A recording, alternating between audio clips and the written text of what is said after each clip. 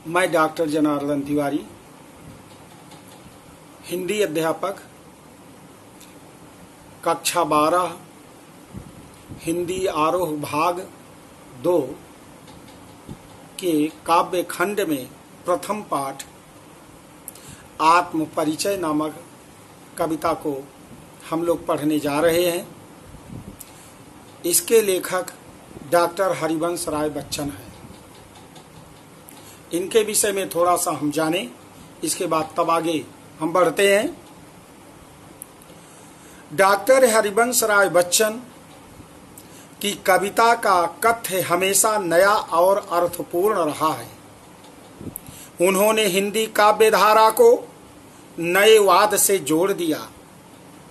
वह हालावाद के प्रवर्तक माने जाते हैं। जीवन की कड़वी सच्चाई को बच्चन जी ने इस ढंग से प्रस्तुत किया है कि पाठक इन्हें सहज ढंग से स्वीकार करता है। उनकी कविता का प्रत्येक शब्द एक घूंट है जो जीवन के मूल रूप सार तत्व रूप से बना है। हरिवंश राय जी की निशा निमंत्रण संग्रह से ली गई प्रस्तुत कविता आत्म परिचय एक सटीक और सार्थक कविता है। कवि ने इस कविता में बताया है कि दुनिया को जानना सरल है, किंतु स्वयं को जानना बहुत कठिन है। समाज में रहकर मनुष्य को खट्टे मीठे कड़वे सभी तरह के अनुभव प्राप्त होते हैं, लेकिन वह समाज से कटकर जी नहीं सकता है। शासन और व्यवस्था चाहे जितना उसे कष्ट दे, लेकिन वह उनसे कटकर नहीं रह सकता है। व्यक्ति की पहचान तभी है जब वह समाज में रहता है। उसका परिवेश ही वास्तव में उसकी पहचान होती है। कवि कहता है कि मेरा जीवन विरुद्धों संघर्षों के सामंजस्य से बना है। मैं विरोधाभासी जीवन जिया करता हूं। इस गीत में कवि ने स्पष्ट किया कि मेरे जीवन में एक प्रकार की अजीब सी दीवानगी है। मेरा यह जीवन इस संसार का न होकर इस संसार में जी रहा होता है। मैं उस हर बात से, हर घटना से स्वयं को जुड़ा पाता हूं जो मेरे ही विरुद्ध है। पहला छंद कविता का, इसे मैं आदर्श वाचन कर रहा हूं। मैं जग जीवन का भार लिए फिरता हूं, फिर भी जीवन में प्यार लिए फिरता हूं। कर दिया किसी ने झंकृत जिनको छूकर, मैं सांसों के 2 तार लिए फिरता हूं। मैं स्नेह सुरा का पान किया करता हूं, मैं कभी न जग का ध्यान किया करता हूं। जग पूछ रहा उनको जो जग की गाते, मैं अपने मन का गान किया करता हूं। पुनः मैं जग जीवन का भार लिए फिरता हूं, फिर भी जीवन में प्यार लिए फिरता हूं। कर दिया किसी ने झंकृत जिनको छूकर, मैं सांसों के 2 तार लिए फिरता हूं। मैं स्नेह सुरा का पान किया करता हूं, मैं कभी न जग का ध्यान किया करता हूं। जग पूछ रहा है उनको जो जग की गाते, मैं अपने मन का गान किया करता हूं। कठिन शब्द। जग माने संसार, स्नेह का अर्थ है प्रेम, पान का अर्थ है ग्रहण करना। प्रस्तुत काव्यांश में डॉक्टर हरिवंश राय बच्चन के गीत संग्रह निशा निमंत्रण से अवतरित है। आत्म परिचय शीर्षक इस गीत में कवि ने दुनिया और व्यक्ति के संबंधों की विवेचना की है। इन पंक्तियों में कवि ने अपना परिचय देते हुए प्रकृति की परिवर्तन होने वाली दिनचर्या के विषय में बताया है। अपना परिचय देते हुए बच्चन जी कहते हैं कि मैं जग रूपी जीवन का भार उठा रहा हूं, इसके बाद भी मेरा जीवन प्रेम से परिपूर्ण है। अर्थात जीवन रूपी समस्याएं होने के बाद भी मैं जीवन में प्यार और खुशी को स्वीकार किए हुए हूं। कवि का कथन है कि उसका जीवन तो सितार की तरह है, जिसे यदि किसी ने छूकर झंकृत कर दिया तो उसका जीवन संगीत से भर उठा है। उसका जीवन तो इन्हीं तारों रूपी सांसों के कारण चलायमान है।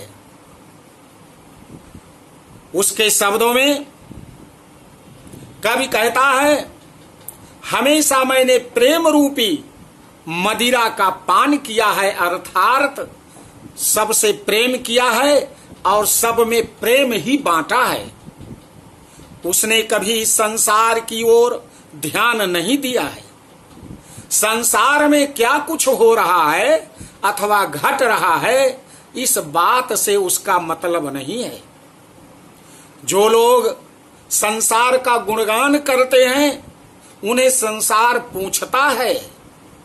कहने का अर्थ यह है कि जो लोग सांसारिक होने का ढोंग करते हैं उन्हीं की पूछ इस संसार में अधिक है।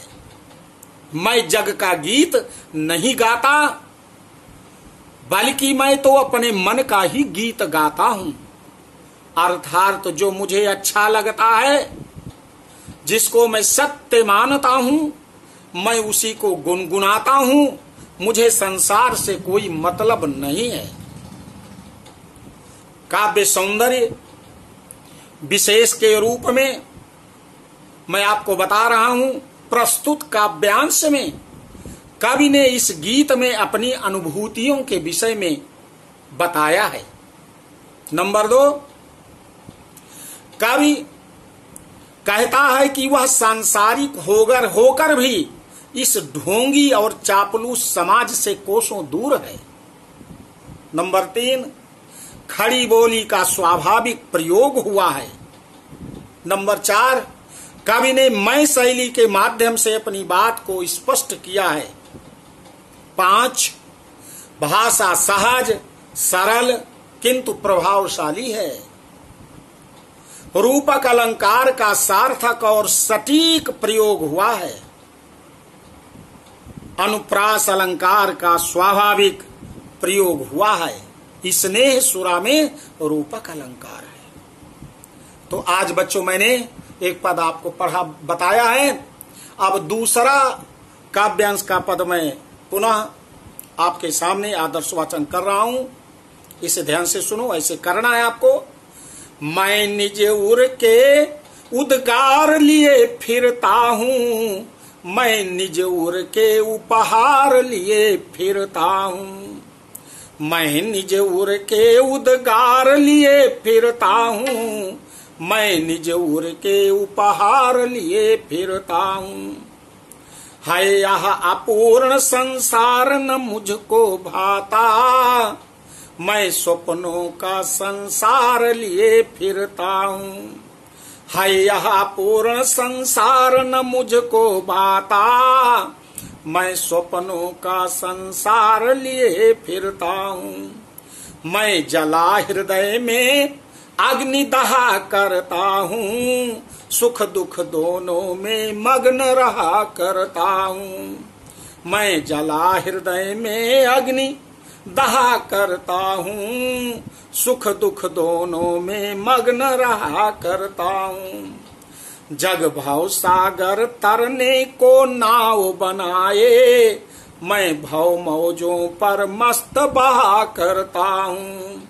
जग भव सागर तरने को नाव बनाए, मैं भव मौजों पर मस्त बहा करता हूं। कठिन शब्द है। निज माने मेरा, निजी, और हृदय को कहते हैं।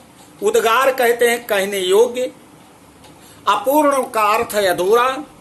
भाता का अर्थ है अच्छा लगना। स्वप्नो, स्वप्न। अग्नि माने आग। दाह माने जला, जलना।